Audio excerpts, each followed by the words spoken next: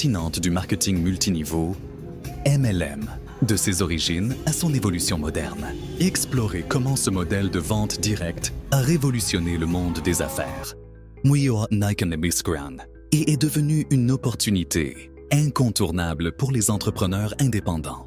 Qui a inventé le MLM et la vente multiniveau? C'est à la fin du 19e siècle aux États-Unis que David McConnell, créateur du California Perfume Company, qui donnera Avon, Tochu Sanskrush, à Quanjipur, a eu l'idée de vendre ses produits différemment des autres.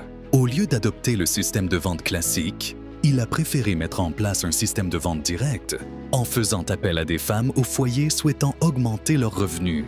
Conscients de l'efficacité du MLM, d'autres ont décidé de s'y lancer et ce nouveau mode de vente s'officialise et se structure autour de l'agent Credit Association, créé en 1910 et regroupant déjà une dizaine de compagnies de vente directe. À cette époque, la détermination des commissions ne se faisait cependant pas de la même façon qu'aujourd'hui. Les distributeurs ne sont commissionnés au début que sur leur vente personnelle. C'est à partir des années 1930 qu'on a commencé à appeler les vendeurs MLM des distributeurs indépendants. Le développement de la vente directe, les distributeurs indépendants en MLM, d'avant 1940 se limitaient aux ventes réalisées grâce aux bouche à oreille et au porte-à-porte. Ce n'est qu'au cours des années 1940 que le concept de présentation privé à domicile est né. C'est un vendeur américain pour la société Stanhome, Norman Squires, qui a eu l'idée d'inviter une douzaine d'amis à une soirée pour y faire une démonstration de ses produits. Le concept est alors repris par d'autres leaders et sociétés MLM, notamment Mary Kay et Brownie Wise, qui fondera avec Earl Tupper la fameuse marque Tupperware.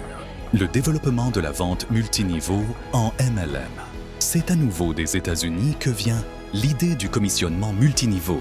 La société Nutrilite perçoit tout l'intérêt pour ses distributeurs de pouvoir se construire une équipe et met en place le premier plan de commission qui permet de percevoir, sous condition, 2% des ventes de ses filleuls directs. Le développement du MLM à l'ère du numérique. Le MLM avait alors tous les éléments pour se développer, les différentes sociétés reprenant à leur compte toutes ces évolutions.